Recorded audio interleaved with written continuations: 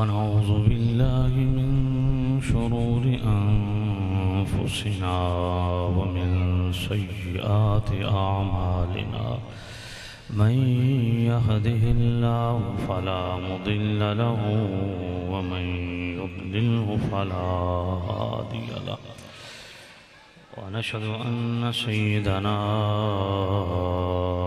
وسندنا طبيبنا وطبيب قلوبنا شفيعنا وشفاء صدورنا مطلوبنا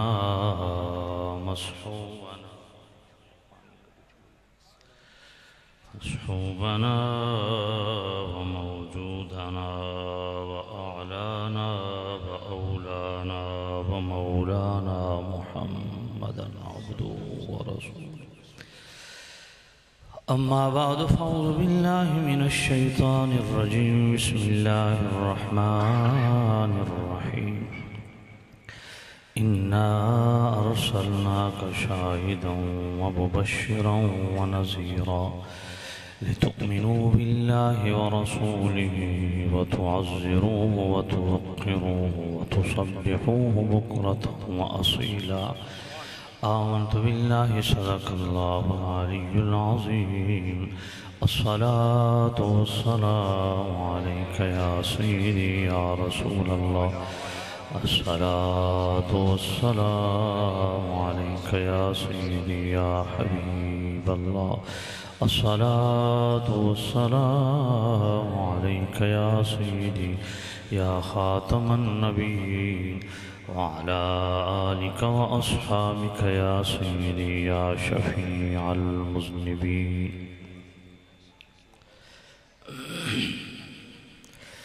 انتہائی واجب الاحترام سامعین عزیز شام، بزرگوں، دوستوں، عزیزوں، مقتدر محتشم حضرات، علماء عزیز شام، بالخصوص بہکر اخلاص محبت حضرت علامہ مولانا شاہد محمود چشتی صاحب، جو مسلسل میرے رابطے میں رہے اور یہاں مجھے حاضر ہونے کا حکم فرمایا. ڈیرہ سردار محمد رفیع گجر صاحب، ہم سب یہاں جمع ہیں. اللہ تعالی صاحب خانہ کو خیر و برکت نصیب فرمائے. انجمن غلامان مصطفیٰ کے زیر اہتمام 25ویں سالانہ محفل میلاد مصطفیٰ علیہ التحیۃ والثناء صلی اللہ علیہ وآلہ وسلم انعقاد پذیر ہے. زیر نگرانی حضرت قبلہ علامہ صاحبزادہ پیر عبدالمجید قادری اوان صاحب، حضرت علامہ مولانا عبدالشکور صاحب، راشد علی بھٹی صاحب، ملک محمد اشرف صاحب، شرافت علی صاحب اور دیگر معاونین، متعلقین، اہلیان ٹھٹھا، خیر و مٹمل. اللہ تعالیٰ سب کو دارین کی سعادت نصیب فرمائے. انتظامیہ سے گزارش ہے کہ اگر بیٹھنے کی جگہ ہے تو حضرات کو تلقین فرمائیں کہ بیٹھ جائیں، اور خاص طور پہ اس طرف ہمارے بچوں کا جو شور شرابہ ہے اس کو بھی ذرا کنٹرول کیجئے گا. سامعین عزیز شام، ہمیں اس بات پہ فخر ہے کہ اللہ تعالیٰ نے ہمیں مسلک کے حق کا اہل سنت و جماعت بریلوی مسلک میں اللہ نے سعادت بخشی، اور ہمارے مسلک کا طر امتیاز یہ ہے کہ ہم توحید و رسالت کے ساتھ ساتھ اللہ کی ذات و صفات اور کریم رؤوف الرحیم نبی صاحب اللہ صلی اللہ علیہ وسلم کی ذات اور جمیع صفات اور کریم رؤوف الرحیم نبی صاحب اللہ صلی اللہ علیہ وآلہ وسلم کہ والدین کریمین، ازواج مطہرات، آل بیت اطہار، اصحاب کبار رضوان اللہ علیہم اجمعین، کریم رؤوف الرحیم نبی صاحب اللہ صلی اللہ علیہ وسلم کا پاک و پاکیزہ نسب، حضور کی پاک و پاکیزہ نسبت، آقا کریم صاحب العلاق صلی اللہ علیہ وسلم کی طرف منسوب اشیاء، اشخاص، جو چیز بھی ڈائریکٹ انڈائریکٹ میرے کریم رؤوف الرحیم نبی سے نسبت رکھتی ہے، ہر نسبت رسول کا دل سے حیا کرنا یہ اس مسلک کا در امتیاز ہے۔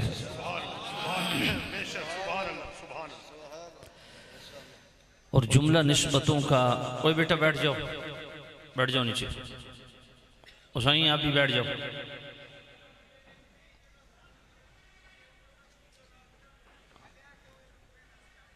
یہ مرنڈے والی سرکار کو بھی بٹھا دیں، یہ بابا جو گھوم رہا ہے بیچ میں، بھئی جن کو بیٹھنے کی جگہ مل سکتی ہے بآسانی وہ بیٹھ جائیں۔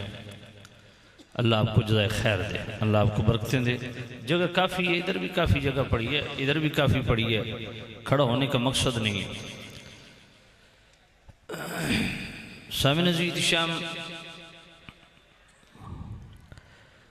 اس میں سب سے بنیادی بات یہ ہے کہ جتنی نسبتیں ہیں ان کی محبت اور احترام و اکرام کا سبب ذات مصطفیٰ ہے، اور ذات رسول صلی اللہ علیہ وآلہ وسلم کی محبت و احترام، اس کا تعلق ضروریات دین کے ساتھ ہے۔ ضروریات دین میں ارکان اسلام کا شمار بھی ہوتا ہے، نماز ہے، روزہ ہے، حج ہے، زکوٰۃ ہے، یہ عظیم الشان فرائض ہیں، لیکن جملہ فرائض کی قبولیت کا دار و مدار کریم رؤوف الرحیم نبی صاحب العلاق صلی اللہ علیہ وسلم کا ادب اور محبت ہے۔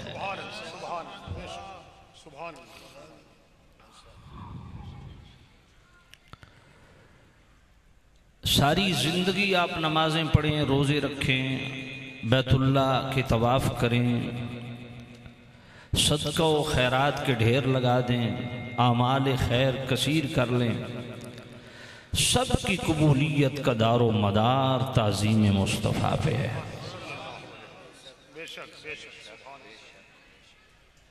تعظیم مصطفیٰ ہے تو نماز بھی قبول، روزہ بھی قبول، حج بھی قبول، عمل زکوٰۃ بھی قبول، عمل جہاد بھی قبول، تمام نیک اعمال قبولیت کا درجہ پائیں گے۔ اور اگر میرے محبوب نبی کا ادب نہیں ہے تو یہ ساری زندگی کی پڑھی گئی نمازیں، حج، زکوٰۃ، صدقہ و خیرات سب مردود ہیں، برباد ہیں، کوئی نفع نہیں دیں گے۔ سادہ سی بات ہے، سورۃ الحجرات ہے، آیت نمبر 2 ہے، اللہ تعالیٰ ارشاد فرماتا ہے، یا ایہا الذین آمنوا لا ترفعوا اصواتکم فوق صوت النبی ولا تجہروا له بالقول کجہر بعضکم لبعض ان تحبط اعمالکم وانتم لا تشعرون۔ یہ سورۃ الحجرات کی آیت نمبر 2 ہے، ذرا توجہ سے سنیے گا۔ فرمایا ایمان والو، جب میرے کریم رؤوف الرحیم نبی صاحب العلاق صلی اللہ علیہ وآلہ وسلم سے ہم کلامی کا تمہیں شرف نصیب ہو، شرف باریابی نصیب ہو کریم رؤوف الرحیم نبی صاحب العلاق صلی اللہ علیہ وسلم کے پاک و پاکیزہ بارگاہ میں، تو یاد رکھنا بات کرتے ہوئے آواز اونچی نہیں ہونی چاہیے۔ آواز اونچی ہو گئی ان تحبط اعمالکم، برے عمل تو ویسے ہی برباد ہیں، نیک عمل بھی برباد ہو جائیں گے۔ خطاب کن کو کیا؟ یا ایہا الذین آمنوا، بھئی میں ایمان بعد میں لایا، علامہ شاہد محمود چشتی صاحب بعد میں لائے، عزیزم کامران صاحب بعد میں لائے، یہ جملہ علماء عوام یہ تو ایمان بعد میں لائے۔ تو سب سے پہلے ایمان کون لایا؟ امیر المؤمنین مولا المسلمین سیدنا و مولانا صدیق اکبر عتیق اطہر علیہ الرضوان الاجل الازہر، جن کا سٹیٹس یہ ہے کہ جو اہل بیت کے بھی امام ہیں، صحابہ کے بھی امام ہیں، میرے کریم رؤوف الرحیم نبی نے اپنی موجودگی میں جن کو اپنا سجادہ نشین بنایا، مصلی اس کو سجادہ کہتے ہیں، جن کا سٹیٹس یہ ہے کہ محی الدین ابن عربی وحدت الوجودیوں کے امام، چشتیہ کے ہاں وحدت الوجودیوں کے امام ہیں، حضور قبلہ عالم پیر مہر علی شاہ رحمت اللہ تعالی علیہ ساری زندگی ان کو شیخ اکبر کا ٹائٹل دیتے رہے، اور قبلہ عالم جیسی ہستی، حضرت قبلہ عالم پیر مہر علی شاہ رضی اللہ تعالیٰ عنہ جیسی ہستی، ان کی فصوص الحکم اور ان کی فتوحات مکیہ سبکن پڑھاتے رہے۔ انہوں نے فتوحات مکیہ کے اندر لکھا کہ ایک ہے مقام صدیقیت، ایک ہے مقام نبوت۔ فرمایا مقام صدیقیت پر تو صحابہ اہل بیت اور بھی ہیں، مگر مقام صدیقیت سے اوپر اور مقام نبوت کے نیچے ایک مقام ہے جس کو مقام قربت فردون کہتے ہیں، اور مقام قربت فردون اور مقام نبوت کے بیچ میں اور کوئی مقام نہیں۔ تو مقام نبوت کے نیچے جو مقام ہے مقام قربت فردون، اس مقام فردیت پہ ایک ہی ہستی فائز ہے جس کو ابو بکر صدیق کہتے ہیں۔ مصطفیٰ کا ہم سفر اٹھایا جس نے اپنا گھر، چرچا جس کا عرش پر، مسلک حق اہل سنت و جماعت، علامہ غفران میں وہ سیدنا صدیق اکبر جن کے متعلق امیر المومنین مولا المسلمین سیدنا و مولانا علی المرتضی کرم اللہ تعالی وجہ الاسنا، آپ سے پوچھا گیا کہ ابو بکر کو آپ نے خلیفہ کیوں بنایا؟ تو مولا علی نے فرمایا فاخترنا لدنیانا مردیہ رسول اللہ صلی اللہ علیہ وسلم لدیننا۔ مولا علی یہ امام اسحاق بن راہویہ کا ریفرنس ہے، ابن عساکر کا ریفرنس ہے، سنن دارقطنی کا ریفرنس ہے، الصواعق المہرقہ کا ریفرنس ہے۔ مولا علی فرماتے ہیں اس ابو بکر کو ہم اپنا خلیفہ بلا فصل کیوں نہ بنائیں جس ابو بکر کو نبی پاک نے اپنی موجودگی میں ہمارا دین کا امام بنایا۔ جو آج یہ مردود تقسیمیں کر رہے ہیں کہ ظاہری خلیفہ بلا فصل ابو بکر ہے، باطنی خلیفہ بلا فصل مولا علی ہے، تو میں پوچھنا چاہوں گا کہ یہ باطنی خلافت کا تعلق دین سے ہے یا کسی اور چیز سے؟ کہا دین سے، تو مولا علی فرماتے ہیں دین کا امام تو ہمارا ابو بکر ہے۔ تو اتنا بڑا سٹیٹس ہو صدیق اکبر کا، رب فرمائے صدیق تجھے بڑی شان دی ہے، پر جب میرے نبی سے بات کرنی ہو نا آواز اونچی نہیں ہونی چاہیے۔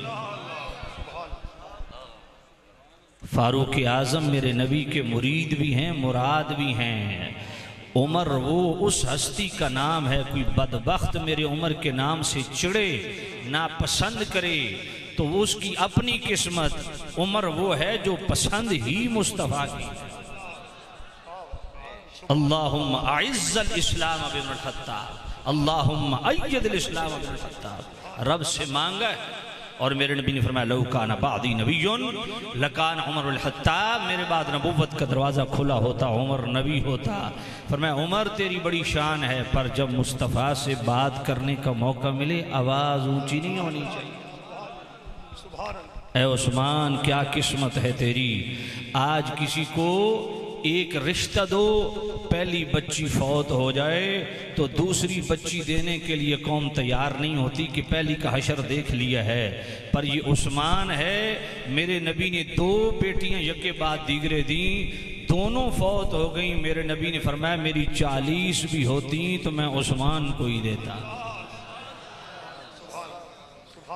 وہ عثمان غنی جس سے رب کے فرشتے بھی حیا کرتے ہیں، جن کو میرے نبی نے اپنی زبان سے کئی مرتبہ جنت عطا فرمائی، اس عثمان کو بھی فرمایا عثمان میرے نبی سے بات کرنے کا موقع ملے نا تو لب و لہجے میں بھی احتیاط کرنی ہے، آواز اونچی نہیں ہونی چاہیے۔ اے علی تیری کیا سٹیٹس ہے، کیا شان ہے، میرے کریم رؤوف الرحیم نبی نے فرمایا انت منی بمنزلت ہارون من موسیٰ الا انہ لا نبی بعدی. حضور نے فرمایا علی تیرا سٹیٹس میرے نزدیک وہ ہے، تیری حیثیت میرے نزدیک وہ ہے جو حضرت ہارون کی حیثیت موسیٰ کے سامنے تھی. وہ دونوں نبی تھے، نبوت کا دروازہ بند ہے، وگرنہ علی بھی نبی ہوتے. یا علی انت اخی فی الدنیا والآخرہ. جس علی کو مصطفیٰ خود اپنا ویر کہیں اس کو بھی رب فرمائے علی میرے نبی نے تیری پرورش کی ہے، تجھے پالا ہے. مگر یاد رکھنا جب حضور سے بات کرنے کا موقع ملے علی آواز اونچی نہیں ہونی چاہیے. عائشہ تجھ سے میرے نبی نے بڑی محبت کی ہے. بھائی بخاری شریف ہے نا، 3662 نمبر حدیث ہے. جامع الترمذی ہے 3885 نمبر حدیث ہے. ابن ماجہ ہے حدیث نمبر 201 ہے. ابن مسند احمد ہے حدیث نمبر 17811 ہے. یہ میں کہانی شریف نہیں پڑھ رہا، یہ بخاری شریف. حضور سے پوچھا گیا ای الناس احب الی، یا نبی اللہ سب سے زیادہ محبت آپ کو کس سے ہے؟ قال عائشہ، تو فرمایا عائشہ کے ساتھ. یا نبی اللہ اس کے بعد فقال ابوہا، فرمایا عائشہ کے باپ ابو بکر کے ساتھ. یہ صحیح حدیث ہے اور میں بخاری سے پڑھ رہا ہوں. فرمایا عائشہ تیرا بڑی شان ہے، بڑا سٹیٹس ہے، پر میرے نبی سے بات کرنے کا موقع ملے نا آواز اونچی نہیں ہونی چاہیے. فاطمہ تو میرے نبی کے جگر کا ٹکڑا ہے، میرے نبی کی لاڈلی شہزادی ہے، لیکن فاطمہ جب مصطفیٰ سے بات کرنے کا موقع ملے آواز اونچی نہیں ہونی چاہیے. جو ایمان کے کرائیٹیریا میں آتا ہے وہ اولین میں ہو یا آخرین میں ہو، سب کے لیے اللہ فرما رہا ہے میرے نبی میرے محبوب کا سٹیٹس، میرے نبی کی شان وقار عظمت اقبال، میرے کریم رؤوف الرحیم نبی کی جو عظمت و شان ہے، فرمایا کسی کو یہ اجازت نہیں ہے، چاہے وہ حضور کے گھر والے ہوں، وہ جناب والا حضور کے در والے ہوں، وہ حضور کے صحابہ ہوں، حضور کی اہل بیت ہوں، حضور کی ازواج ہوں، حضور کی بنات ہوں، جب بھی میرے نبی سے بات کرنے کا موقع ملے آواز اونچی نہیں ہونی چاہیے.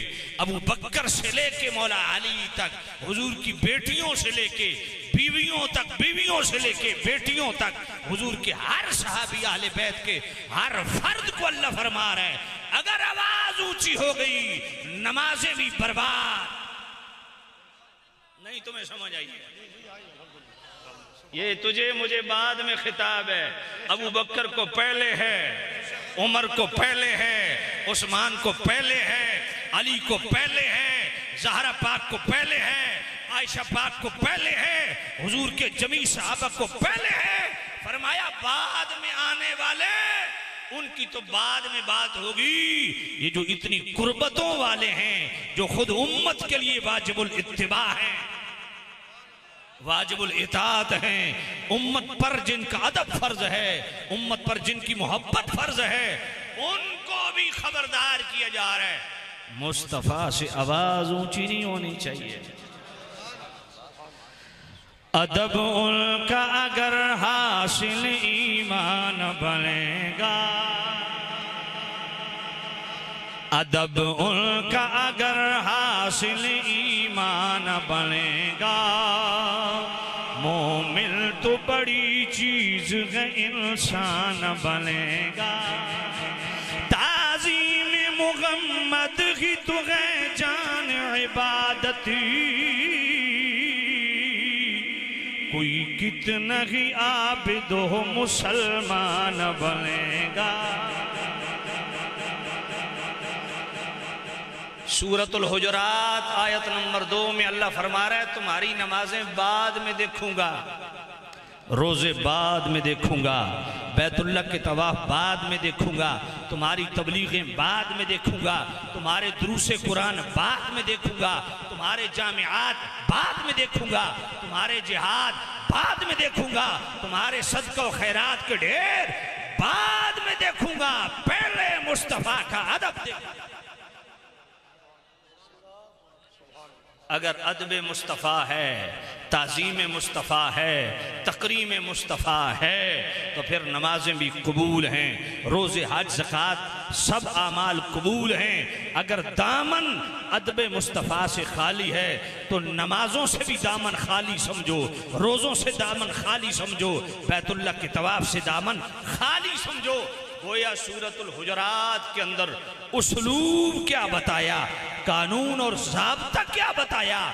فرمایا ادب مصطفیٰ مقدم ہے، نماز روزہ حج زکوٰۃ مؤخر ہے۔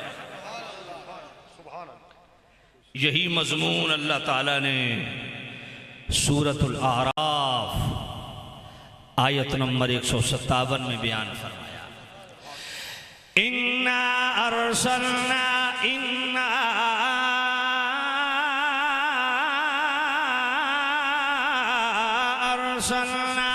شَاهِدًا وَمُبَشِّرًا وَنَذِيرًا لِتُؤْمِنُوا بِاللَّهِ وَرَسُولِهِ وَتُعَزِّرُوهُ وَتُوَقِّرُوهُ وَتُسَبِّحُوهُ بُكْرَةً وَأَصِيلًا۔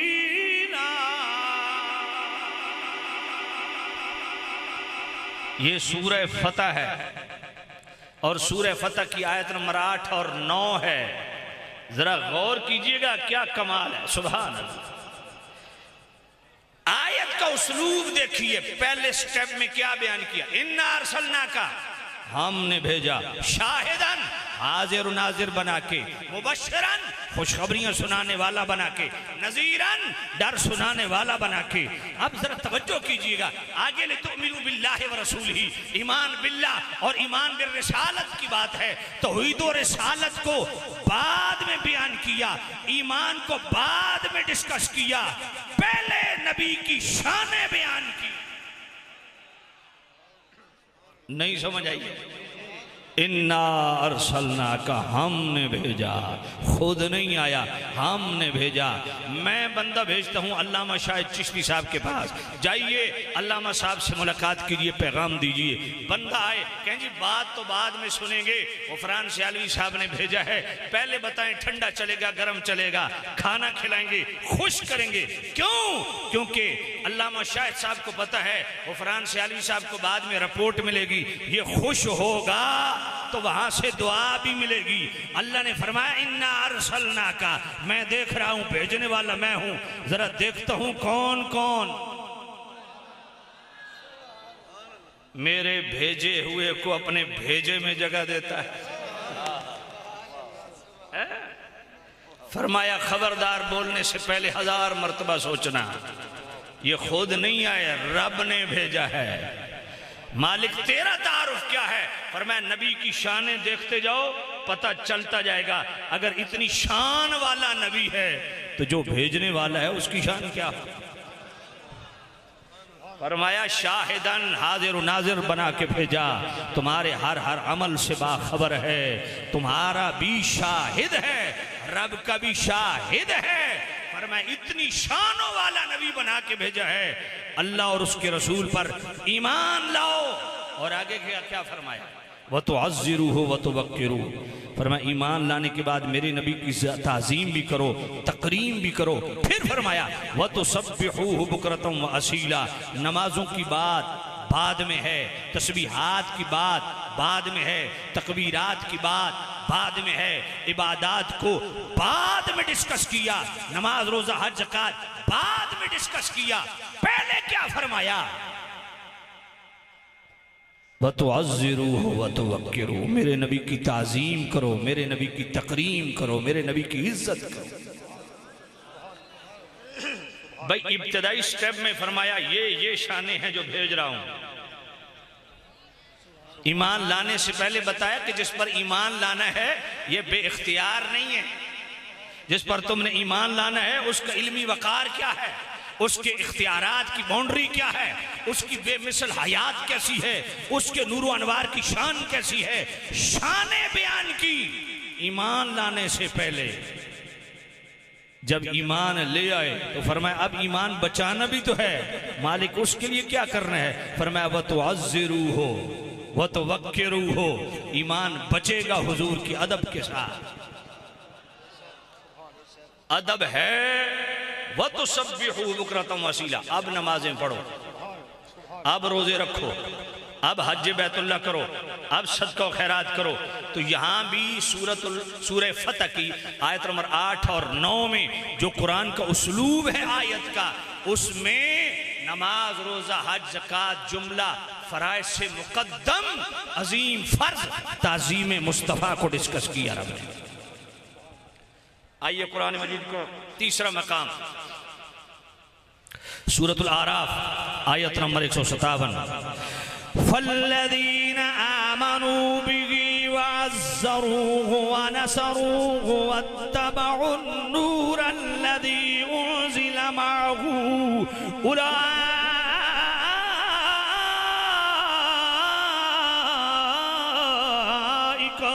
هُمُ الْمُفْلِحُونَ۔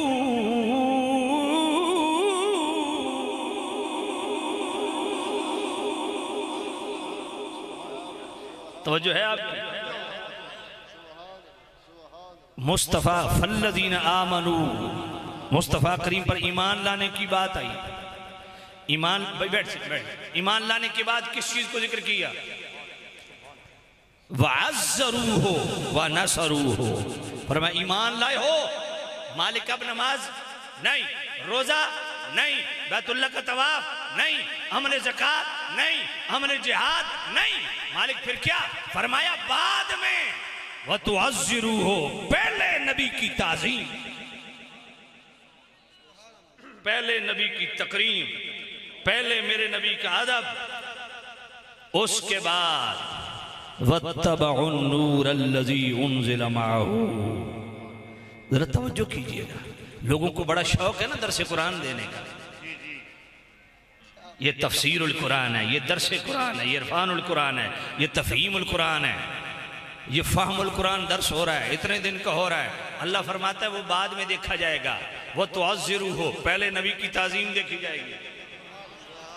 درس قرآن معتبر اسی وقت ہوگا جب نبی کا ادب ہوگا۔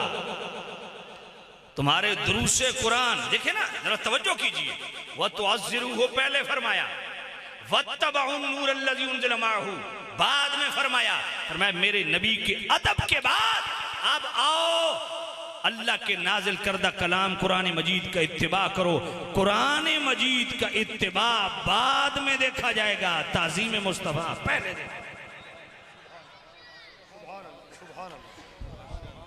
یہ میں کہانی شریف نہیں بیان کر رہا، یہ میں قرآن شریف بیان کر رہا ہوں۔ آئیے چوتھی آیت میں پڑھتا ہوں، سورۃ الانفال آیت نمبر 24، سورۃ الحجرات آیت نمبر 2 پڑھی، سورہ فتح آیت نمبر 8 اور 9 پڑھی، سورۃ الاعراف آیت نمبر 157 پڑھی، اب سورۃ الانفال کی آیت نمبر 24۔ یا ایہا الذین آمنوا استجیبوا للہ وللرسول اذا دعاکم لما یحییکم، فرمایا ایمان والو استجیبو قبول کرو، للہ اللہ کے لیے، وللرسول اس کے رسول کے لیے۔ مالک کیا قبول کریں؟ اذا دعاکم بلاوے کو قبول کرو جب وہ تمہیں بلائے۔ اب ذرا توجہ کرنا، رب فرماتا ہے جب میرے نبی کی طرف سے بلاوا آ جائے فوراً حاضر ہو جاؤ۔ مالک جس حال میں نبی بلا لے، فرمایا ہاں جس حال میں میرا نبی بلا لے، ہر حال میں حاضر ہونا ضروری۔ ذرا یہ حال بھی دیکھیے کہ حضرت حنظلہ رضی اللہ تعالیٰ عنہ ہے، بڑی جناب والا شوق سے شادی کی، پہلی رات ہے، عمل ازدواج سے ہم کنار ہو چکے، غسل فرض ہو چکا، ابھی غسل کیا نہیں، ادھر سے منادی نے ندا دی، اے میرے نبی کے غلاموں، رسول اللہ تمہیں بلا رہے ہیں، عمل جہاد کے لیے بلا رہے ہیں۔ حضرت حنظلہ پہ غسل فرض ہے مگر غسل کیا نہیں، کیوں؟ فرمایا اس لیے کہیں حضور کی بارگاہ میں حاضر ہونے میں دیر نہ ہو جائے۔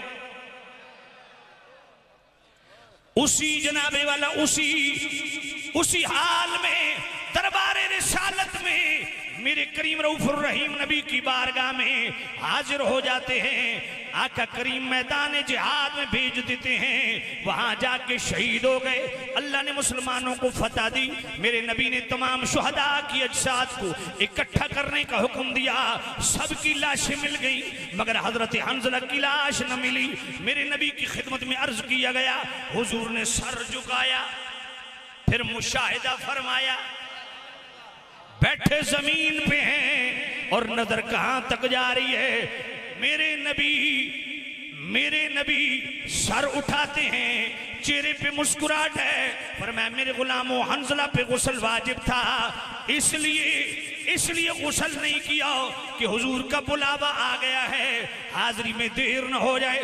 یہ ادا رب کو اتنی پسند آئی ہے کہ فرشتے ان کو آسمانوں پہ لے جا کے غسل دے رہے ہیں۔ توجہ ہے آپ کی؟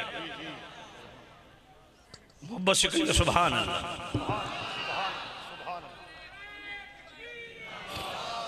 آدھرا توجہ کیجئے گا، شیخ ستہ سے پڑھنا چاہ رہا ہوں، جامع الترمذی کے اندر بھی حدیث موجود ہے، سنن نسائی کے اندر بھی موجود ہے، ابن ماجہ کے اندر بھی موجود ہے، دیگر کتب حدیث کے اندر شیخ ستہ کے اندر دو حدیثیں ہیں، اکٹھی کر دیتا ہوں۔ سعید بن معلہ اور ابی بن کعب دونوں صحابی نماز پڑھ رہے ہیں، ادھر سے میرے کریم رؤوف الرحیم نبی نے آواز دے دی، تاخیر سے حاضر ہوتے ہیں، میرے نبی نے فرمایا میرے صحابہ دیر سے کیوں آئے ہو؟ عرض کہ یا نبی اللہ نماز پڑھ رہے تھے، میرے نبی نے یہ نہیں فرمایا کہ عدم توجہ کی بنا پہ میں نے تمہیں آواز دی، اچھا کیا نماز پوری کر کے آئے ہو، نہ میرے نبی نے فرمایا میرے غلاموں میری آواز آئی، یا نبی اللہ آواز آئی، سنی، فرمایا یا نبی اللہ سنی، فرمایا نماز مکمل کی، یا نبی اللہ کی، فرمایا قرآن نہیں پڑھا۔ یار ذرا غور تو کرو، نماز فرض ہے اللہ کا، دونوں صحابی اللہ کا فرض ادا کر رہے ہیں، ادھر مصطفیٰ نے آواز دے دی، تاخیر سے حاضر ہوتے ہیں، میرے نبی نے فرمایا دیر کیوں کی؟ یعنی نماز پڑھ رہے تھے، تو فرمایا قرآن نہیں پڑھا۔ بھائی خاموش، ہنسے نہیں، اوہ بیٹا میں قرآن پڑھ رہا ہوں، یہ انٹرٹینمنٹ کی محفل نہیں ہے بیٹا، شرن بھی یہ چیز جائز نہیں ہے، اس مسئلوں کو بھی ذرا ذہن میں رکھا کریں، اللہ آپ کو برکت دے، توجہ سے میری بات سنیں۔ تو میں کیا عرض کر رہا تھا آپ کی خدمت میں، نماز کی حالت میں حضور نے بلا لیا، نماز اللہ کا فرض ہے نا، تعظیم رسالت بھی فرض ہے، تو نماز مکمل کر کے گئے نا، تو حضور نے فرمایا دیر کیوں کی؟ یعنی نماز پڑھ، فرمایا قرآن نہیں پڑھا۔ اللہ فرماتا ہے جب میرے نبی بلا لے، یعنی مطلب کیا ہے؟ حضور اس آیت کا حقیقی مفہوم سمجھا رہے ہیں کہ نماز پڑھتے بھی اگر میں بلا لوں، نماز چھوڑ دو، پہلے میری بارگاہ میں حاضری دو۔ میں مسئلہ آپ سے پوچھتا ہوں، اگر دیکھیں یار شعب الایمان کے اندر حدیث ہے، میرے نبی فرمایا ماں اگر نفل پڑھتے بلا لے نا، ماں، باپ نہیں، ماں نفل نماز پڑھتے تو نفل توڑ دو، پہلے ماں کی بات سنو، لیکن نفل دوبارہ سے شروع کرنے پڑیں گے، دوبارہ پڑھنے پڑیں گے، اور میرے نبی کا سٹیٹس یہ ہے، فرمایا میرا نبی چاہے فرض میں بلا لے چاہے نفل میں بلا لے، نماز چھوڑ دو، توڑ نہیں، ٹوٹی تو ہے ہی نہیں، کیونکہ من یطع الرسول فقد اطاع اللہ، مصطفیٰ کی اطاعت رب کی اطاعت ہے۔ اگر نماز رب کی پڑھ رہے ہو، بلایا مصطفیٰ نے، نماز ٹوٹی نہیں، حضور بھیج دیں بازار، رخ بھی قبلہ سے پھر گیا، عمل کثیر بھی پایا گیا، نماز کا کیا بنا 3 گھنٹے کے بعد؟ فرمایا جہاں چھوڑی تھی وہیں سے شروع کر دو، کیونکہ نماز ٹوٹی نہیں ہے۔ ازاں ازل سے تیرے عشق کا ترانہ بنی، نماز اس کے نظارے کا ایک بہانہ بنی، ادائے دید سراپا نیاز تھی تیری، کسی کو دیکھتے رہنا نماز تھی تیری۔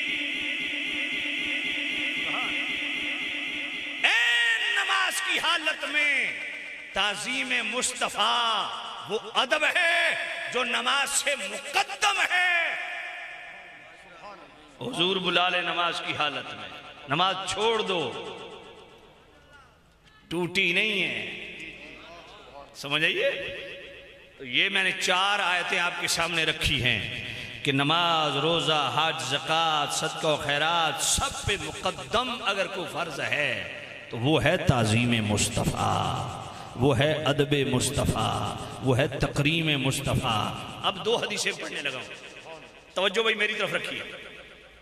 بخاری شریف 1 2 4 5 نہیں، یہ حدیث بخاری میں 9 مقام پہ موجود ہے۔ میں نے نہ 8 کہا نہ 10 کہا، میں نے کیا کہا؟ اور یہ کہانی شریف نہیں ہے، یہ حدیث شریف ہے، سمجھئے کوئی؟ یہ حدیث شریف اور بخاری میں، اور ایک جگہ نہیں ہے۔ کتنی جگہ؟ نہیں، آپ اپنی زبان سے بولیں گے تو مسئلہ پکا ہوگا۔ کتنی جگہ ہے؟ 9 جگہ۔ توجہ کیجئے گا، میرے کریم رؤوف الرحیم نبی ایک قبیلے کی صلح کے لیے تشریف لے گئے، ادھر سے نماز کا ٹائم ہو گیا، حضرت عمر بھی موجود ہیں، ابو بکر پاک بھی موجود ہیں، مولا علی پاک بھی موجود ہیں، عثمان پاک بھی موجود ہیں، دیگر صحابہ، مسجد بھری ہوئی ہے، نماز کا ٹائم ہو گیا۔ توجہ ہے آپ کی؟ نماز کا وقت ہو گیا۔ میرے محبوب کریم، یار ایک تو میں حدیث پڑھ رہا ہوں، آپ نے راستہ بنانا شروع کر دیا، خدا کے بندے توجہ تقسیم ہو جاتی ہے۔ توجہ کریں بھائی، توجہ کریں میری طرف۔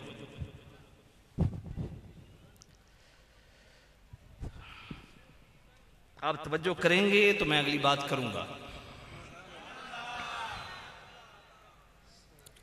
بخاری شریف ہے، 9 جگہ روایت موجود ہے۔ حضور ایک قبیلے کے صلح کے لیے تشریف لے گئے، نماز کا ٹائم ہو گیا، سارے صحابہ موجود ہیں۔ مجھے ایک بات بتائیں، صحابہ سارے موجود ہیں، لیکن بلال ابو بکر کے پاس کیوں گئے؟ اقامت کہوں؟ نہیں سمجھ آئیے آپ کو؟ اقامت کہوں؟ گویا صحابہ جانتے تھے کہ مصطفیٰ کریم کے بعد اگر کوئی مصلی کا حقدار ہے تو اس کو ابو بکر کہتے ہیں۔ حضرت ابو بکر پاک نے فرمایا اقامت کہو، نماز شروع ہو گئی۔ حضرت صدیق اکبر کی امامت میں ادھر سے مصطفیٰ کریم تشریف لائے تو صحابہ نے ہاتھ پہ ہاتھ مارنا شروع کر دیا۔ جب یہ تصفیق بڑھی تو صدیق اکبر متوجہ ہوئے، بھئی حضور تشریف لے آئے ہیں۔ صدیق اکبر نماز کی حالت میں تھے نا، پیچھے ہٹے۔ حضور نے فرمایا بھی ابو بکر کھڑے رہو، لیکن ابو بکر پیچھے ہٹ آئے۔ صدیق نے نماز شروع کی تھی، مکمل مصطفیٰ نے کی۔ ذرا میں توجہ چاہتا ہوں، ذرا میری آنکھوں میں آنکھیں ڈال کے بات سننا، کام دے گی آپ کو۔ صدیق کس کی بارگاہ میں حاضر تھے؟ پیچھے ہٹے کس کے لیے؟ نہیں سمجھ آئیے آپ کو؟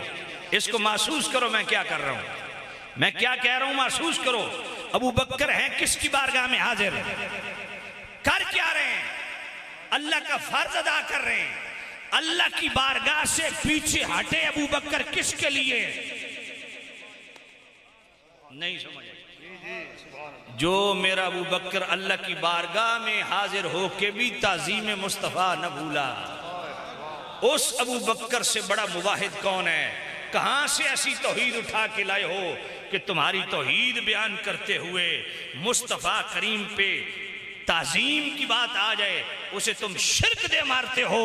میں نے کہا صدیق نے سمجھایا توحید کا راستہ بھی رسالت کے راستے ہوتے، توحید کا جوہر اسی کو ملے گا جو رسالت کی غلامی اختیار کرے گا۔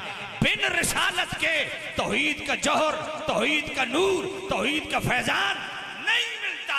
ابو بکر اللہ کی بارگاہ میں حاضر ہیں، اللہ کا فرض ادا کر رہے ہیں، لیکن پیچھے ہٹے۔ جو صدیق نماز کے اندر بھی تعظیم مصطفیٰ قائم رکھے، توجہ ہے کوئی نہیں؟ تو صدیق اکبر نے بتایا کہ نماز بھی فرض ہے، مگر نماز سے بڑا فرض تعظیم مصطفیٰ ہے۔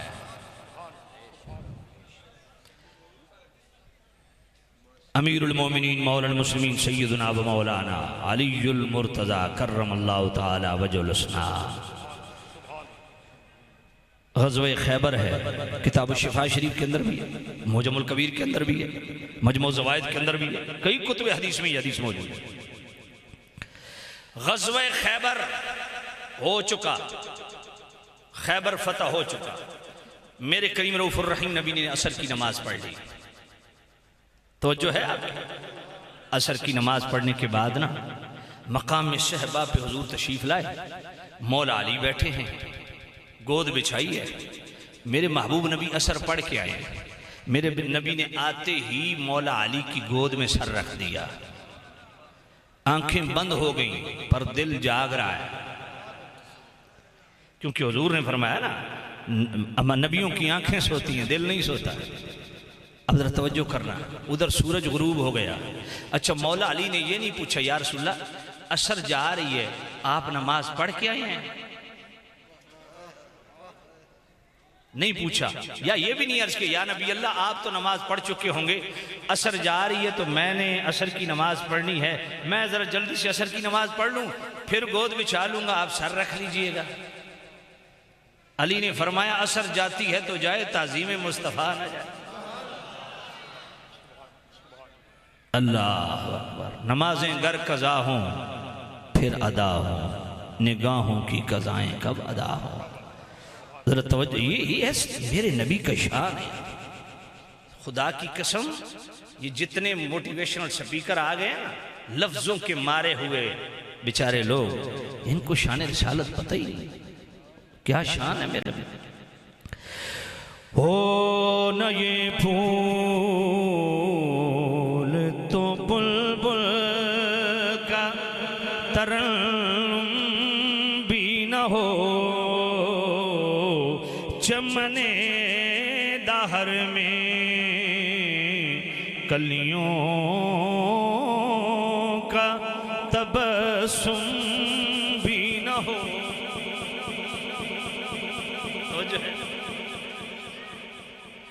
خیمہ افلاک استادہ اسی نام سے ہے، نبض ہستی تپش آمادہ اسی نام سے ہے۔ سنو میرے نبی کے غلاموں، مصطفیٰ کریم کی شان کیا ہے، عظمت کیا ہے۔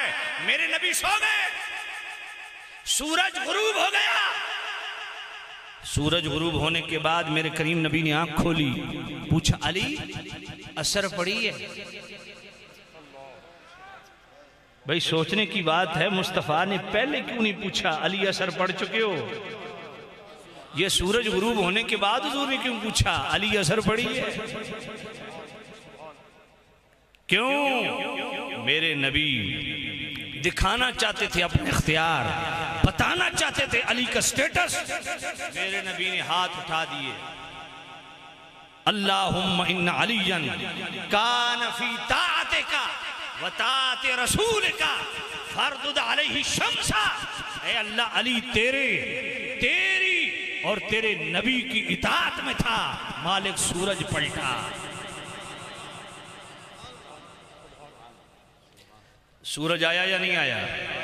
سوال میرا یہ ہے، دین مولا علی کو اگر سمجھ نہیں آیا، دین اگر ابو بکر کو سمجھ نہیں آیا، تو آج نان سٹاپ داڑیاں رکھنے والوں کو کیسے آ گیا؟ ساری زندگی بستر اٹھانے والوں کو کیسے آ گیا؟ تبلیغ کے جنون رکھنے والوں کو کیسے سمجھ آ گیا؟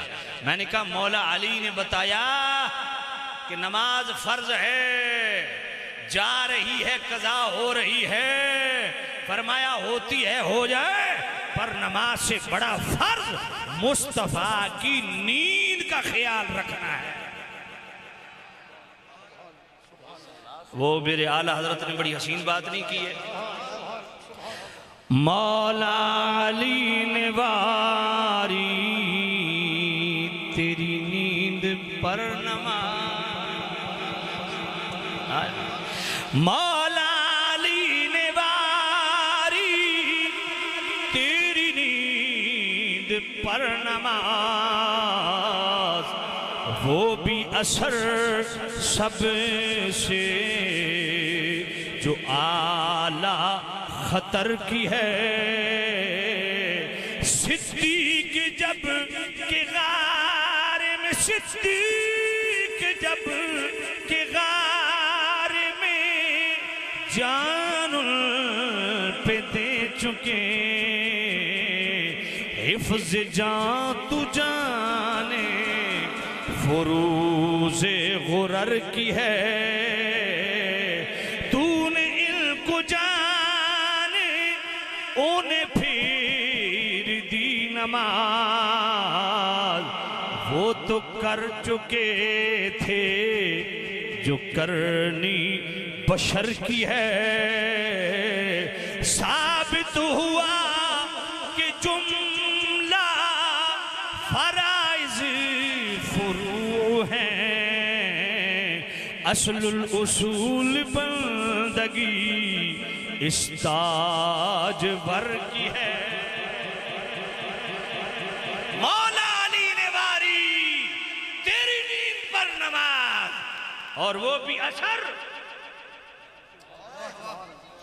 جو اعلیٰ خطر کی ہے۔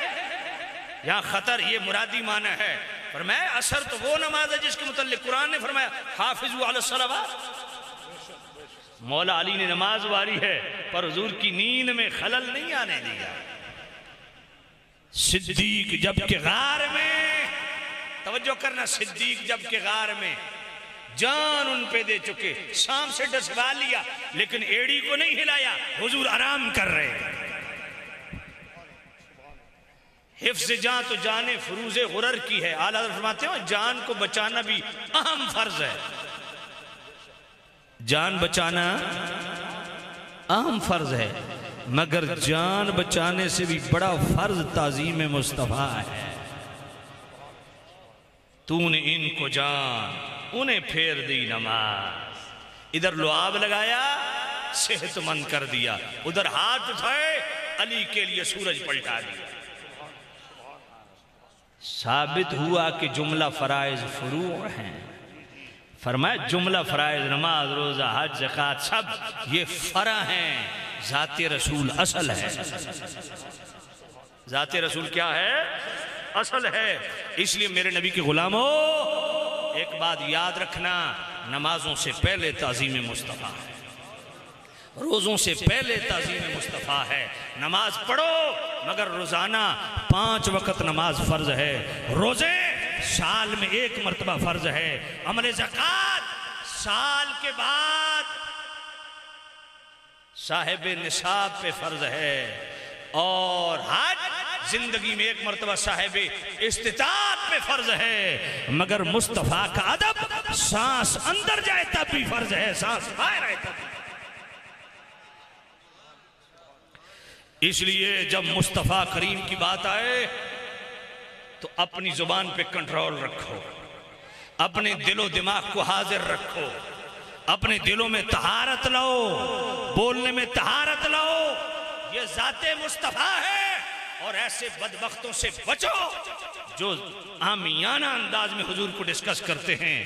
اس دور کا سب سے بڑا گستاخ رسول مرزا جیلمی دجال، جو میرے نبی کے لیے 1 دفعہ بکواس نہیں کرتا، متعدد مرتبہ اس نے گستاخیاں کی ہیں۔ بیٹا پیچھے ہو جاؤ، پیچھے ہو جاؤ، پیچھے ہو جاؤ، تقریر ڈسٹرب ہو رہی ہے، توجہ ہے کوئی نہیں؟ آج کے صحافی اور آج کے خدا کی قسم، میں خدا کی قسم اٹھا کے کہہ رہا ہوں، مرزا انجینئر کے فالور سے مجھے غصہ نہیں ہے، مجھے ان بچوں پہ ترس آتا ہے۔ اللہ کا واسطہ تمہیں دے کے کہہ رہا ہوں، جس کے پیچھے تم لگے ہو، اس ظالم نے اجتہادی مسائل کی لپیٹ میں امت کو گستاخ رسول بنانے کی کوشش کی۔ رفع یدین اجتہادی مسئلہ ہے، فاتحہ خلف الامام اجتہادی مسئلہ ہے، جناب والا امین بالجہر اجتہادی مسئلہ ہے، اس میں الجھا کے اس نے بے باک کر دیا امت کو۔ نوجوانوں، اپنے ایمان بچاؤ، اپنے دل پہ ہاتھ رکھ کے مجھے بتاؤ، آج سے 7 سال پہلے مرزا جیلوی دجال نے یہ بکواس کی تھی، جس کے خلاف 7,500 درخواستیں ایف آئی اے کو جمع کروائی گئی تھی، ایف آئی اے نے ردی کی ٹوکری میں ڈال دی۔ اس کے بعد اس کو اور میدان ملا، یہ بکواس کرتا گیا، یہ گستاخی پہ گستاخی کرتا گیا۔ ہم ریاستی اداروں کو کہتے ہیں، یہ ظلم کیوں اٹھا رہے ہو؟ خدا کی قسم، یہ ملک محفوظ ہے تو عزت رسول کی۔ پھر کہتے ہو قانون لوگ ہاتھ میں لیتے ہیں، تو میں پوچھتا ہوں آپ سے، ذرا دل پہ ہاتھ رکھ کے بتائیے، آج سے 7 سال پہلے اس نے بکواس کی تھی کہ جب رسول اللہ مکے سے ہجرت کر کے مدینے گئے تھے تو حضور نے 53 سال کی عمر میں مدینے کے یہودیوں کو دعوت اسلام پیش کی۔ ان کی عمر 70-80 سال تھی، حضور کی اس وقت 52 سال تھی۔ تو مدینے کے یہودیوں نے کہا، نقل کفر نباشد، استغفر اللہ ثم استغفر اللہ۔ اس ظالم نے اتنی بڑی گستاخی کی، اس نے کہا، مدینے کے یہودیوں نے کہا، یہ کل کا چھوکرا ہمیں تبلیغ کرے گا۔ یہاں تو تمہیں اس نے جو لفظ دجال بکواس کی ہے نا، یہاں تو لوگ کہتے ہیں نقل کفر ہے، اس نے تو نقل کیا ہے۔ میں نے کہا میں چیلنج دے کے کہتا ہوں، اور انشاءاللہ یہ ہم نے سارے دلائل اکٹھے کیے ہیں، کیونکہ مرزا کے خلاف جو 10 علماء کی سلیکشن ہوئی عدالت میں دلائل دینے کی، اس میں الحمدللہ میرا نام بھی ہے۔ میں ایک بات آپ کی خدمت میں عرض کرتا ہوں مختصر، مجھے بتائیے ایک ریفرنس مجھے دکھا دیجئے، میں ذمہ داری سے کہتا ہوں کیس واپس لینا میری ذمہ داری۔ ایک ریفرنس دکھا دیں، مطلق یہودی نہیں، معین یہودی۔ اس نے کہا مدینے کے یہودی، اور مدینے کے بھی وہ یہودی جن کو خود حضور نے دعوت اسلام دی، اور مدینے کے یہودیوں نے آگے سے نبی پاک کے لیے یہ بکواس کیا۔ ایک حوالہ دکھا دیں، تم نہیں دکھا سکتے۔ اس ظالم نے اس گستاخی پہ پردہ ڈالنے کے لیے ایک اور ظلم بپا کیا۔ اس نے کہا چھوکرے کے لفظ تو قرآن کے اندر ہیں، کہاں پہ ہیں جی؟ سورۃ الانبیاء آیت نمبر 60، قالوا سمعنا فتى يذكر ربهم، یہ فتن کے لفظ ہیں۔ کہتا ہے ظالم کہ اللہ نے ابراہیم علیہ السلام کو بھی قرآن میں چھوکرا کہا ہے، اور کیا چھوکرا اس کی اپنی لینگویج میں گستاخی ہے یا نہیں؟ عمر توحید مولوی نے اس کو چھوکرا کہا، اس نے فوراً کہا۔ یہ سارے ڈاکومنٹ ہم نے باقاعدہ جمع کیے ہیں، اور پھر یہ ساری گستاخیاں جو ایف آئی آر کا تتمہ ہے اس کے اندر بالکل مینشن ہے، کوئی غلط فہمی کا شکار نہ ہو۔ توجہ ہے آپ کی؟ اس ظالم نے کیا کہا؟ حضرت ابراہیم علیہ السلام۔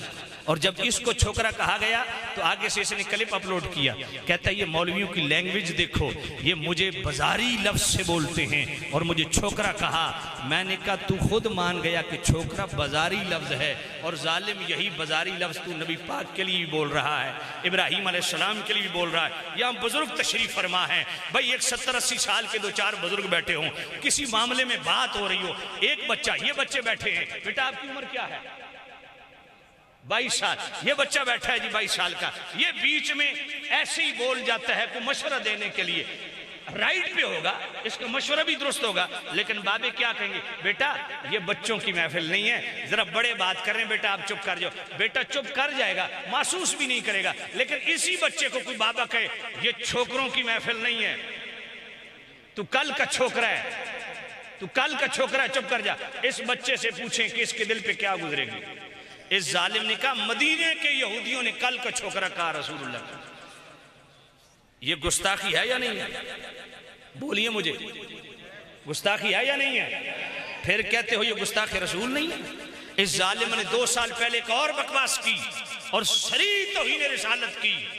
اس نے کہا جب توحید بیان ہوگی آٹومیٹیکلی نبیوں کی توہین ہوگی، اور کہتا ہے توحید کا مطلب ہی یہی ہے کہ کوئی پیغمبر، کوئی بابا، کوئی بزرگ شاہی کوئی نہیں، اور توحید کا مطلب ہی یہی ہے کہ کوئی بندہ اپنا پیشاب نہیں روک سکتا، خواہ وہ پیغمبر ہو یا عام آدمی ہو۔ میں انہیں لفظ رٹے ہوئے ہیں، ایک حرف کی بھی دائیں بائیں والا معاملہ نہیں ہوگا۔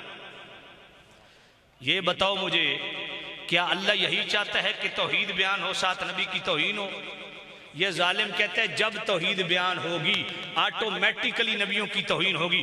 2 سال پہلے اس کی اس بکواس پہ میں نے 6 جمعے پڑھائے تھے، 6.5 گھنٹے کا خطاب بچوں نے وہ اکٹھا کر کے اپلوڈ کیا، اور اس نے میری ایک بات کا جواب نہیں دیا۔ اس میں نے ایک نعرہ لگا دیا تھا، سن لو نعرہ غفران دا، مرزا جیلمی حرام دا، یہ میں نے نعرہ لگایا۔ اس نے وہ نعرہ نکال کے نا تو اپنے آفیشل پیج پہ آدھا گھنٹہ میرے خلاف بک بک کرتا رہا، اور میں نے جو 60 آیتیں پڑھی اس کے پہلے جملے پہ گرفت کرتے ہوئے جو اس نے بکواس کی تھی کہ جب توحید بیان ہوگی آٹومیٹیکلی نبیوں کی توہین ہوگی، میں نے 60 آیتیں پڑھی کہ آیت کے پہلے جملے میں اللہ اپنی توحید بیان کرتا ہے، متصل نبی کی تعظیم بیان کرتا ہے۔ یہ بدماش ہضم کر گیا۔ آج لوگ کہہ رہے ہیں کہ وہ گستاخ کیسے ہو سکتا ہے جو کہتا ہے میرے نبی جیسا ہے ہی کوئی نہیں۔ میں نے کہا تصویر کا ایک رخ تم نے دیکھا کہ وہ کہتا ہے میرے نبی جیسا ہے ہی کوئی نہیں، یہ قلب تم نے کیوں نہیں دیکھا جو کہتا ہے کہ توحید کا مطلب یہی ہے کہ کوئی پیغمبر، کوئی ولی، کوئی بابا شاہ ہی کوئی نہیں؟ یہ قلب تم نے کیوں ہضم کر لیا؟ یہ قلب تم نے کیوں نہیں دیکھا؟ ارشاد بھٹی سے پوچھتا ہوں، اعزاز سید سے پوچھتا ہوں، یہ حرام خور صحافیوں سے پوچھتا ہوں، جب تمہیں مسئلہ نہیں پتا اتنی بڑی بارگاہ میں کیوں جناب والا دلیری کر رہے ہو؟ کیوں اس گستاخ کی جناب والا حمایت کر رہے ہو؟ تم کہتے ہو وہ گستاخ کیسے ہو سکتے ہیں جو کہتا ہے میرے نبی جیسا ہے ہی کوئی نہیں؟ میں نے کہا اس ظالم نے اگر یہ کہا میرے نبی جیسا ہے ہی کوئی نہیں تو ظلم کیا ڈھایا؟ کہتا ہے توحید کا مطلب یہی ہے کہ کوئی پیغمبر، کوئی بابا، کوئی بزرگ شاہی کوئی نہیں۔ ادھر کہتا ہے نبی جیسا ہے ہی کوئی نہیں، اس کلم میں کہتا ہے نبی تو شاہی کوئی نہیں، اور کوئی نبی اپنا پیشاب نہیں روک سکتا۔ مجھے یہ بتاؤ کہ یہاں سے کوئی بار بار جائے شوگر کا مریض تو میں کہوں یار کیا مسئلہ ہے؟ کہتا ہے جی میں ذرا پیشاب کرنے جا رہا ہوں۔ میں نے کہا یار تجھ سے تو کیڑا مرد ہے تیرے کو پیشاب بھی نہیں رکدا؟ اور یہ ظالم اتنی سریح توہین کر رہا ہے کہ توحید کا مطلب یہی ہے کہ کوئی بندہ اپنا پیشاب نہیں روک سکتا، خواہ وہ پیغمبر ہی کیوں نہ ہو۔ اس جوں تک کسی کو نہیں رنگی۔ تیسری اس کی توہین رسالت سنیے، اور میں اپنے پیارے عزیزوں کو، پیارے نوجوانوں کو، بچوں کو جو غلطی سے اس کے پیچھے لگے ہیں ان کی خدمت میں ادب سے عرض کرتا ہوں، بچ جاؤ حضور کی توہین سے۔ میں تمہیں لونڈا لپاڑا نہیں کہوں گا، تم غلط فہمی میں اس بدماش کے پیچھے چلے گئے ہو۔ ذرا سنو جو میں عرض کر رہا ہوں، اگر یہ دل کو لگے تو ذرا اس پہ غور کرنا کہ ان گستاخوں کے پیچھے نہیں چلنا۔ تیسری توہین رسالت اس ظالم نے کیا کی؟ ابھی گرفتار ہونے سے 1 ہفتہ پہلے میاں عمران اینکر جو رنگ نیوز لاہور والا ہے اس کو 3 گھنٹے 11 منٹ کا اس نے انٹرویو دیا۔ میں ٹائم بھی بتا رہا ہوں تاکہ آپ کو بعد میں مسئلہ نہ ہو۔ 3 گھنٹے 11 منٹ کے انٹرویو میں 1 گھنٹہ 17 منٹ پہ اس نے کیا توہین رسالت کی۔ میاں عمران اینکر نے اس کو کہا جب میں تمہاری اکیڈمی میں آ رہا تھا تو 2 بندے مجھے ملے، وہ کہتے ہیں یہ مرزا تو 2 نمبر آدمی اس کے پاس کیوں جا رہے ہو؟ انہوں نے کیا کہا؟ 2 نمبر آدمی۔ یہ نبی پاک کی توہین کرتے ہوئے، گستاخی کرتے ہوئے بکواس کرتا ہے، کہتا ہے کیا ہوا مجھے اگلوں نے 2 نمبر کہہ دیا؟ پوری دنیا کی آبادی 8 ارب ہے، 6 ارب حضور کو بھی لوگ یہی کہتے ہیں۔ بتاؤ یہ توہین رسالت ہے کہ نہیں؟ بھائی ہم کو ہوا میں بات کر رہے ہیں۔ ابھی جو اس نے ظلم ڈھایا ہے، اس نے کہا کہ جناب اہل کتاب العیاذ باللہ استغفر اللہ ثم استغفر اللہ۔ اب ہے جہالت کا کیا علاج ہے؟ وہ ایک ساحل لودھی ہے بدبخت، وہ کہتا ہے جب عدالت میں کیس ہونا تو عدالت کے سامنے ان کے وکلاء کو مشورے دے رہا ہے کہ جب مولوی آئیں گے دلائل دینے کے لیے تو دجال کے لفظ یہ نہیں بولیں گے، تو جج کو کہیے گا کہ ذرا اس سے دجال کے لفظ کہلوائیں۔ جب وہ کہے نا تو جج کو کہیں اس کو بھی پھانسی لگاؤ، دجال کے لفظ بول رہا ہے۔ میں نے کہا بیٹا اگر تم میں حلال کا خون ہے نا، جب میں عدالت میں پیش ہوں گا ذرا آ جانا۔ تو اتنا جاہل ہے تجھے پتہ ہی نہیں کہ نقل کفر کفر نباشت.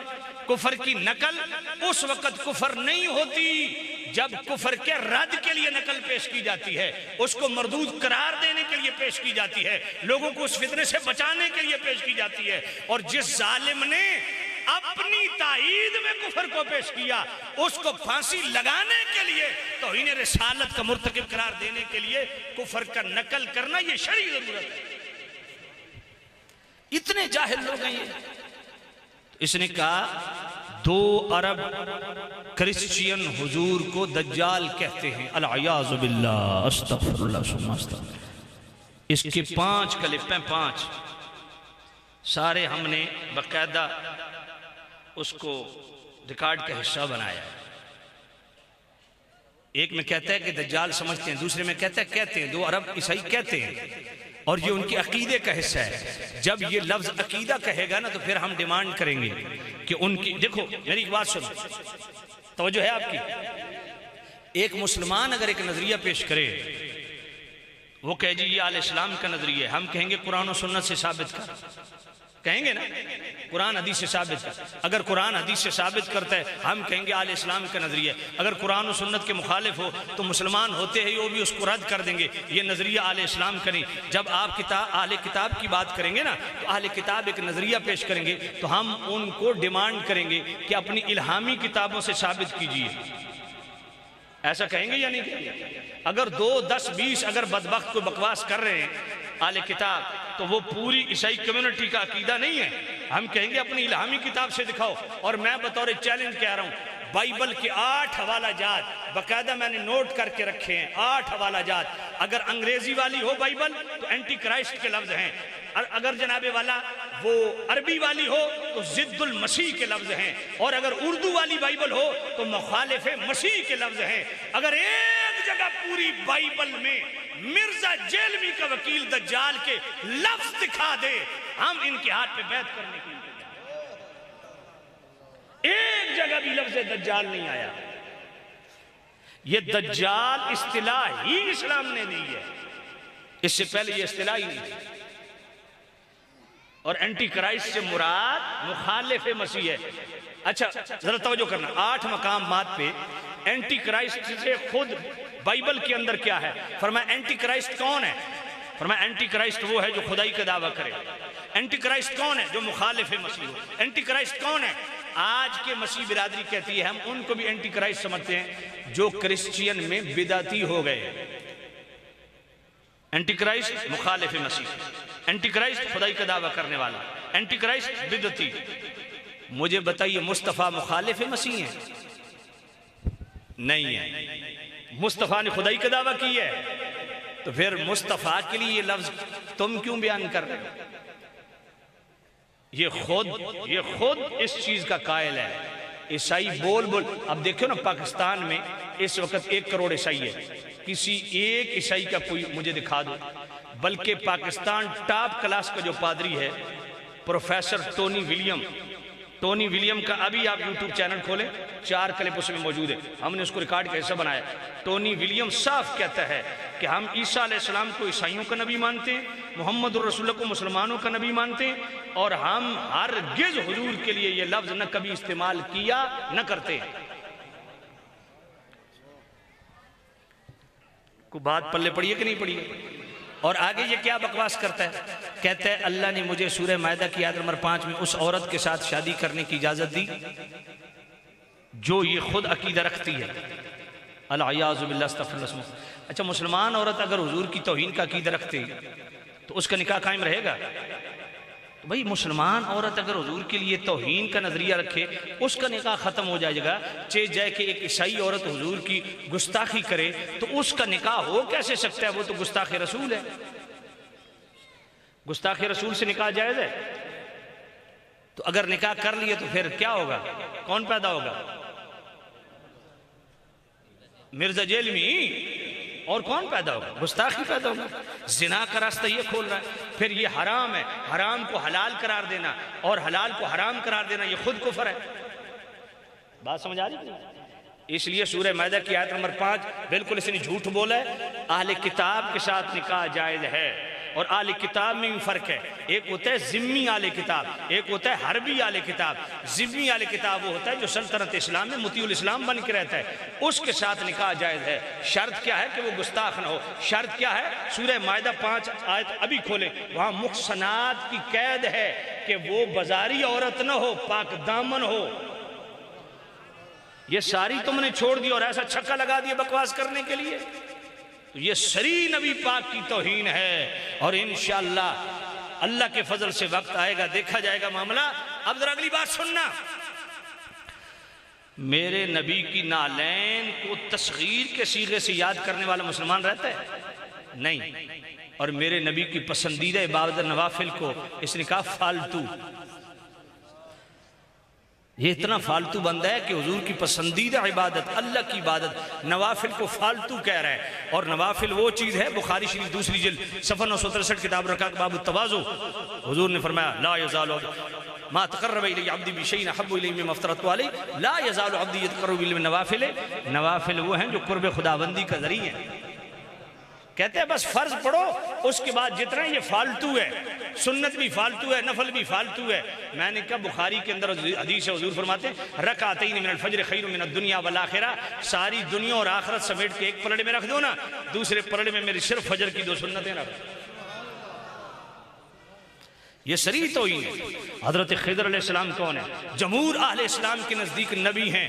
اور سورہ کہف کی آیت نمبر 20 سے آیت نمبر 60 سے لے کے 83 تک حضرت خضر علیہ السلام کی کمال علمی کمال عملی خود رب نے بیان کی ہیں، اور اسی کے اندر یہ موجود ہے هل اتبعک علی ان تعلمنی مما علمت رشدا.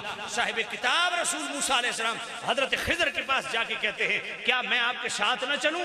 اے خضر، جو اللہ نے آپ کو علم دیا ہے وہ علم لدنیا مجھے بھی دے دے. اس اللہ کے نبی خضر علیہ السلام کے متعلق یہ بکواس کرتا ہے، کہتا ہے خضر تو کب کا میرے ہاتھوں مر چکا، خضر تو تھا ہی کوئی نہیں، میرے ہاتھوں تم نے خضر کو مروا دی. یہ انبیاء کی توہین ہے کہ نہیں؟ ابھی جو اس ظالم نے انٹرویو دیا ہے مرزا، وہ جناب والا میاں عمران کو، رنگ نیوز لاہور والے کو، 3 گھنٹے 11 منٹ پہ مشتمل، اس کا 1 گھنٹہ 6 منٹ کھولیے.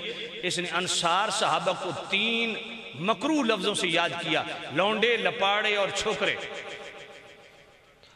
صحابہ کو جو لونڈے، لپاڑے اور چھوکرے کہے، آپ کیا سمجھتے ہیں اس کے ایمان کا کیا ہوگا؟ حضرت امیر معاویہ رضی اللہ تعالیٰ کے متعلق کیا بکواس کرتا ہے؟ کہتا ہے ایک شیعوں کا گھوڑا ہوتا ہے، ایک سنیوں کا گھوڑا ہوتا ہے. سنیوں کا گھوڑا کون ہے؟ معاویہ گھوڑا. جنتی جنتی جنتی جنتی. اور اس نے ایک بوتل رکھی ہے، اس پہ 28/12 لکھا ہوا ہے، 28/12 28/12 28/12. جی حضرت عمار کو باغی گروہ قتل کرے گا، 28/12 28/12. وہ جنتی، یہ جہنمی. میں کہتا ہوں 28/12 اگر تیرا کرائیٹیریا پیرامیٹر تو نے 28 بخارا رکھا ہوا ہے، 28/12 رکھا ہوا ہے حضرت عمار کہ باغی گروہ قتل کرے گا، کبھی یہ توفیق ہوئی ہے کہ یہ بغاوت کے لفظ شرعی ہیں یا لغوی ہیں؟ جاہل آدمی پتہ ہی نہیں تمہیں. یہ بغاوت لغوی ہے، یہ بغاوت شرعی نہیں. اگر وہ شرعی باغی ہوتے تو شرعی باغی سے مولا حسن صلح نہ کرتے، جنگ کرتے. اگر وہ شرعی باغی ہوتے تو مولا حسن مولا حسین ان کی بیعت اطاعت نہ کرتے. اگر وہ شرعی باغی ہوتے تو مولا حسن ان سے اقتدار چھینتے، دیتے نہیں.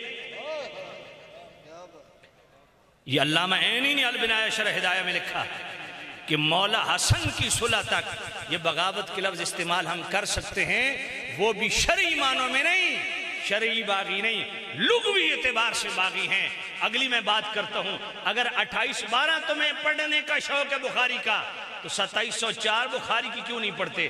28/12 اگر بخاری میں تمہیں نظر آتی ہے تو 3764 بخاری کی کیوں نہیں پڑھتے؟ اگر 28/12 بخاری کی پڑھتے ہو تو 3765 بخاری کی کیوں نہیں پڑھتے؟ اگر 28/12 پڑھنے کا شوق ہے 2924 بخاری کیوں نہیں پڑھتے؟ اگر 28/12 پڑھنے کا شوق ہے 7083 بخاری کیوں نہیں پڑھتے؟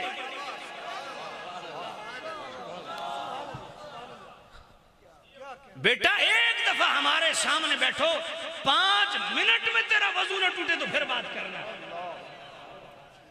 اور 28/12 علماء اس پہ توجہ کریں، 28-12 تمہیں کبھی بھی سمجھ نہیں آئے گی جب 28-12 بخاری کے ساتھ 7083 بخاری کے ملا کے نہیں پڑھیں۔ 28-12 کو بخاری کی 28-12 کو سمجھنے کے لیے 7083 بخاری کو پڑھنا پڑے گا۔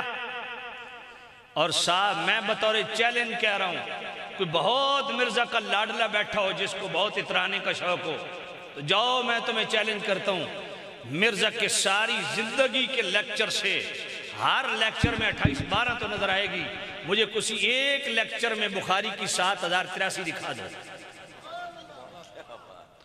یہ میں چیلنج دے کے کہہ رہا ہوں، مر جاؤ گے 7083 کبھی مرزا پڑھے گا ہی نہیں۔ یہ بخاری ہے، یہ کہانی شریف نہیں ہے۔ یہ 7083 بخاری کی کیوں نہیں پڑھتے؟ 28-12 پڑھنے کا تمہیں بڑا شوق ہے۔ یہ جتنے بھی رافضیوں کی دیگیں چاٹنے والے تمہارے پیر اور مولوی ہیں، یہ 28-12 کو فوکس کیے ہوئے ہیں۔ میں کہ میرے پتر لگ دے ہو کدی ساڑے نال پیڑ رکھو، آسا تو ہنو دساں بھئی 28-12 دے نال 7083 بھی پڑھنی ہے، 2000 جناب والا 2704 بھی پڑھنی ہے، 3764 بھی پڑھنی ہے، تو 2924 بھی پڑھنی ہے۔ 7083 پتہ ہے بخاری کی حدیث کیا ہے؟ حضرت ابو بکر صحابی رسول ہے، احنف بن قیس تلوار لے کے آ رہے ہیں مولا علی کا ساتھ دینے کے لیے۔ حضرت ابو بکر نے روک لیا، فرمایا نہ مولا علی کا ساتھ دینا ہے نہ امیر معاویہ کا ساتھ دینا ہے۔ کیوں؟ فرمایا میں نے حضور سے سنا، میرے نبی نے فرمایا اذا تواجہ المسلمان بسیفہما فکلاہما من اہل النار۔ میں ترجمہ نہیں کر رہا، خدا کی قسم ترجمہ کروں دھوئیں نکلیں گے۔ تجربہ کر کے دیکھ لو، منبر پہ کسی عالم دین کو کہو اس کا ترجمہ کرے، نہیں کرے گا۔ اگر کسی عالم دین کے پاس جاؤ گے نا، پہلے وہ دروازہ بند کرے گا، پھر کتاب کھولے گا، پھر دیکھے گا تو نے موبائل آن تو نہیں کیا ہوا، کیونکہ سدھی FIR ہے۔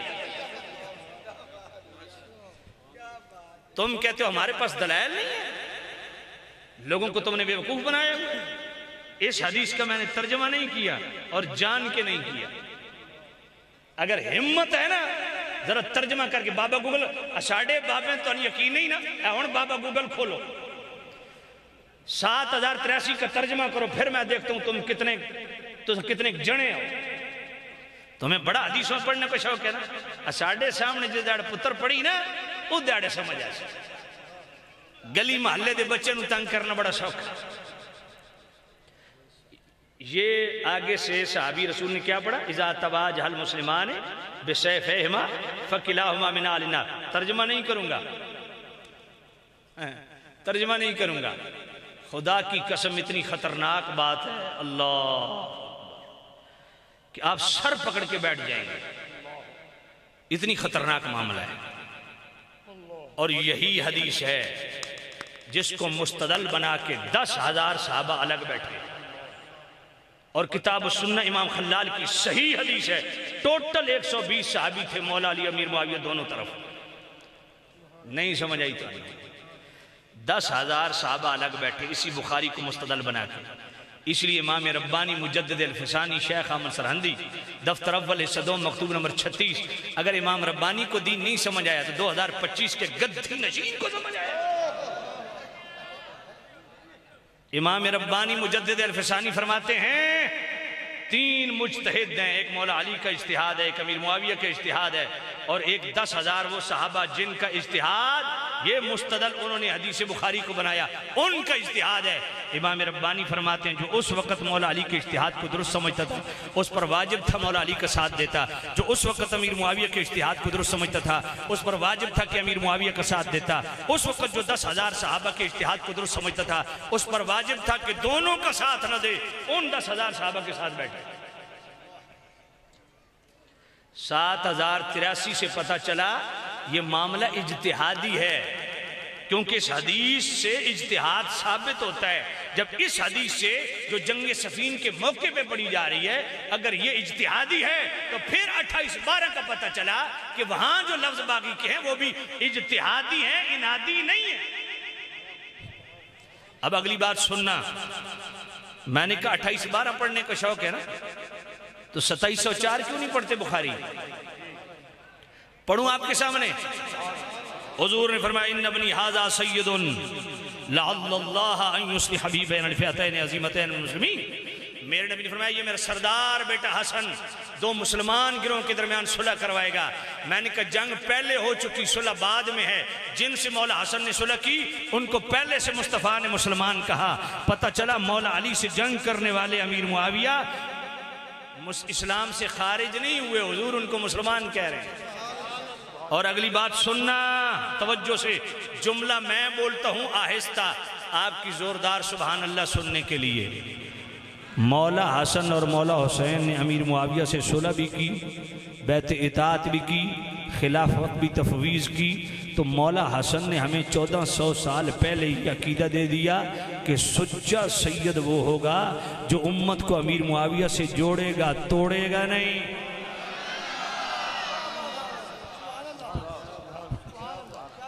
پھر کہتے ہیں جناب صلح کو ہم مانتے ہیں لیکن شرطاں پوریاں نہیں ہوئیاں۔ میں نے کہا جی اگر اپنے باپ کا حلال نطفہ ہے ہمارے سامنے بیٹھ، شرطوں کو صحیح حدیثوں سے ثابت کر۔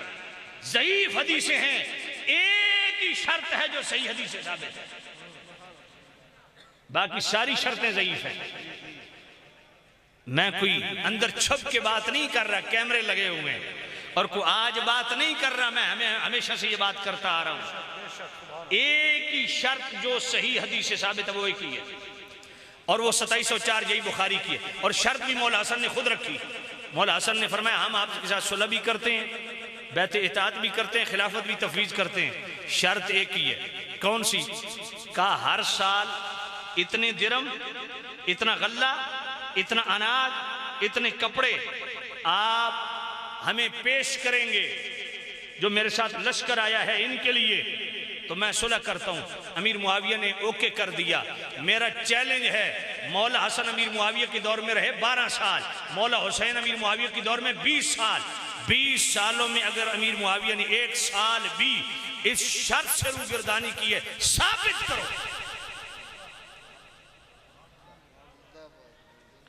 شرح ابن بطال مالکی کی پڑھو، 1,00,000 درم اناج غلہ، ہزاروں کپڑے، ہر سال یہ شرط مولا حسن نے خود رکھی۔ اور یار آل سنت و آل سنت ہیں، کتاب الامالی آل تشیع کی، شیخ توسی آل تشیع کا مجتہد کتاب الامالی کے اندر بھی لکھتا ہے، جلال عیون کے اندر مولانا باقر مجلسی بھی لکھتا ہے کہ 3,00,000 درم، اور تاریخ دمشق میں بھی 3,00,000 درم کا ذکر ہے۔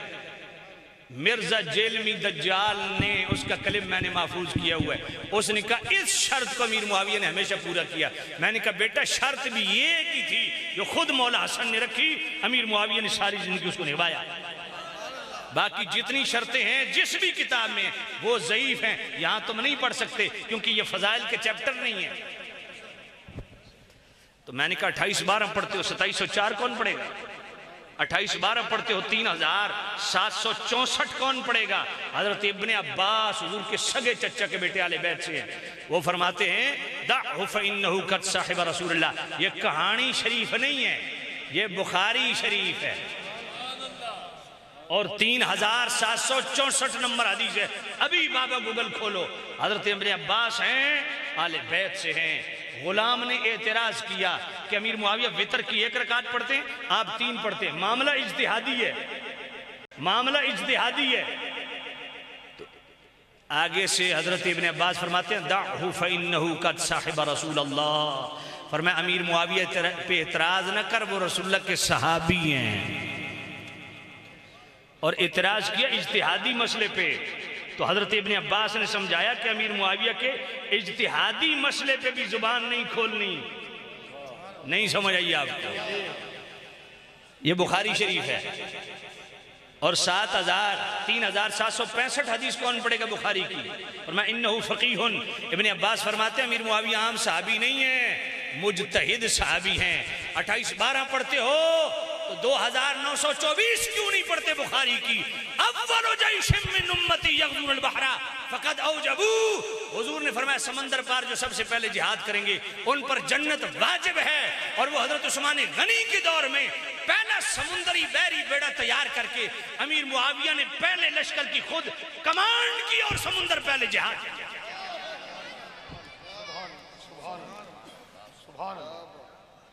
اس پہ میں اتنا بول سکتا ہوں جس کی کوئی حد ہی نہیں ہے، کیونکہ میں اس پہ اسپیشلسٹ ہوں اس مضمون کا.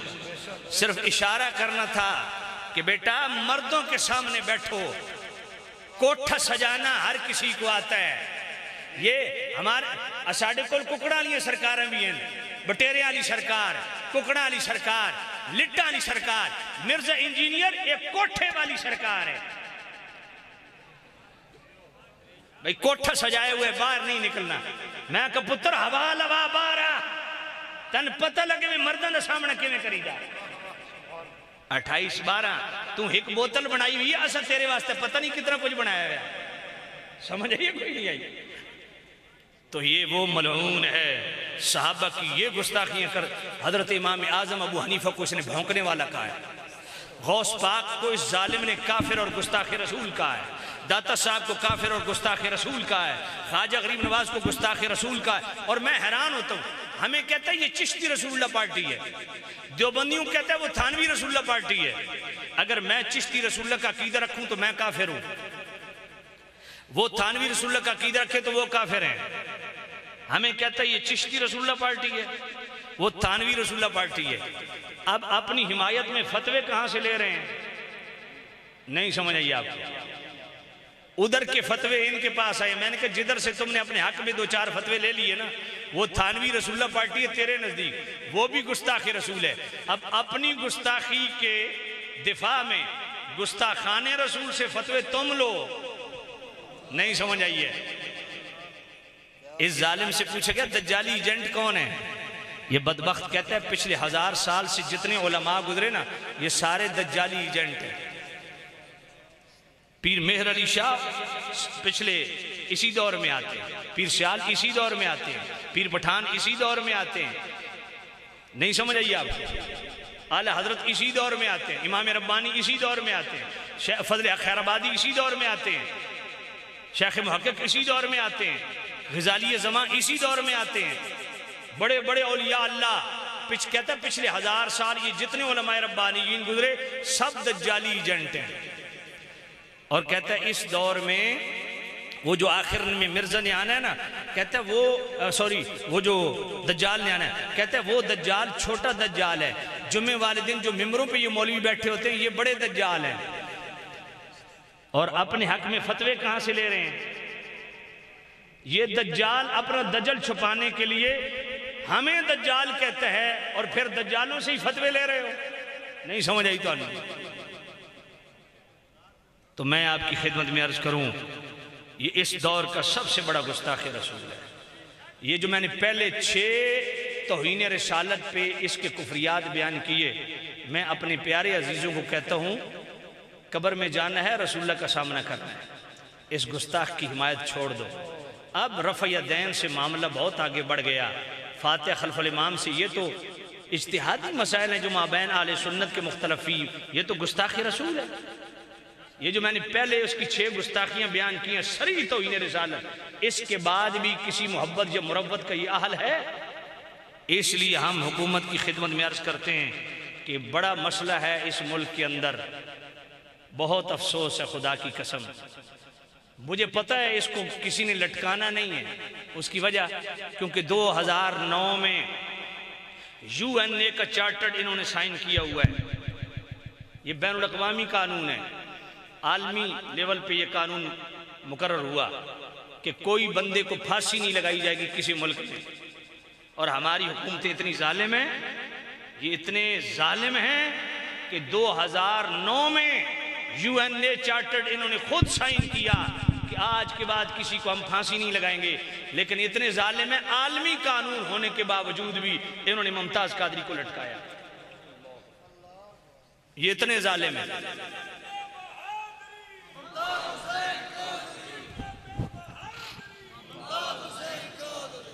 تو میں کہتا ہوں ظالموں کا ساتھ نہ دو، گستاخوں کا ساتھ نہ دو، عشق والوں کے ساتھ بیٹھو۔ اور ابتدا میں یہی پیغام دیا، جتنا زیادہ حضور کا ادب کرو گے اتنی ایمان کی حلاوت پاؤ گے۔